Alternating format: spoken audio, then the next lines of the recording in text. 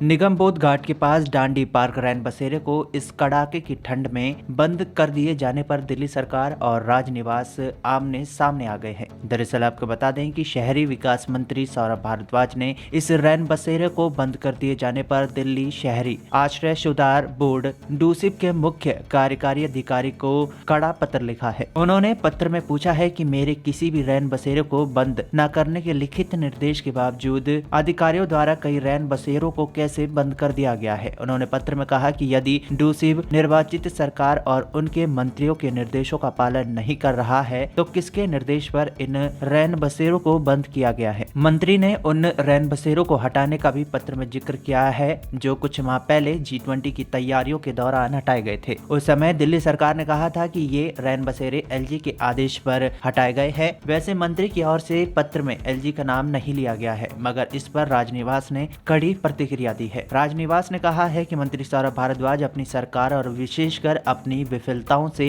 ध्यान भटकाने के लिए स्पष्ट रूप से झूठे बयान दे रहे हैं। राजनिवास ने कहा कि चाहे वो दिल्ली जल बोर्ड में घोर भ्रष्टाचार का मामला हो जिसके वो उपाध्यक्ष थे, यमुना में गाद के कारण बाढ़ आना, सरकारी अस्पतालों में नकली दवाओं और मोहल्ला क्लिनिकों में फर्जी परीक्षण से जुड़े घोटाले हो, बस कुछ नाम लेने के लिए उन्होंने हमेशा खुलेआम गुमराह करने की कोशिश की है। राजनिवास ने कहा कि डूसिब एक स्थानांतरित विषय के रूप में पूरी तरह से दिल्ली सरकार के अधीन एक एजेंसी है और झुग्गी वासियों और बेघरों को आश्रय के मुद्दे पर काम करती है। राजनिवास ने कहा कि LG ने पिछले साल आश्रय स्थलों के अपने अंतिम दौरे के बाद उनमें बुनियादी सुविधाओं और स्वच्छता की कमी को चिन्हित किया था और इसे ठीक करने के लिए कहा था। वो लगातार शहर में बेघरों को उनके कार्यस्थल और आजीविका के स्रोतों के पास स्वच्छ आश्रयों में सम्मान का जीवन प्रदान करने का प्रयास कर रहे हैं।